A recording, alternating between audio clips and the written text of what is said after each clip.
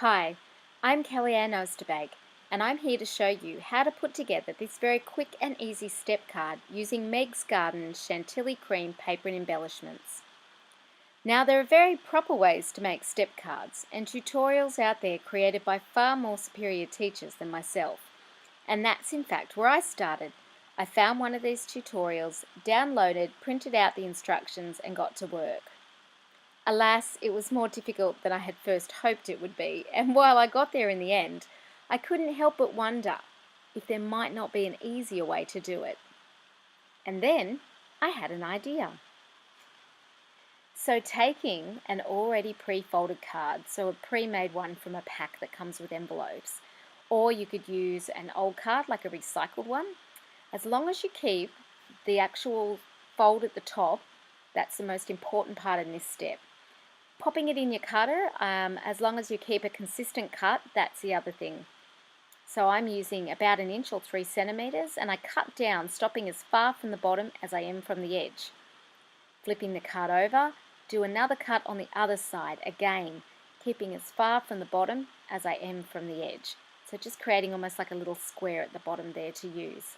Taking a ruler and a scorer, actually draw in this square on one side, so you go from the edge of the card to the edge of the cut, and then a second score exactly the same distance above that edge of the card to the edge of your cut.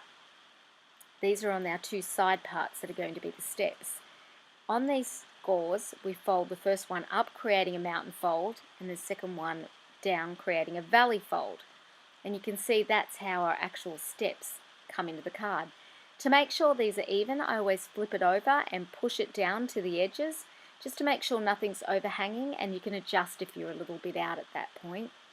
Then you pick the whole thing up and return it to its normal size at the bottom. So line it up with the bottom so it's all right back to the normal card, and then press those side bits popping up back down. So that actually presses the new folds into the steps.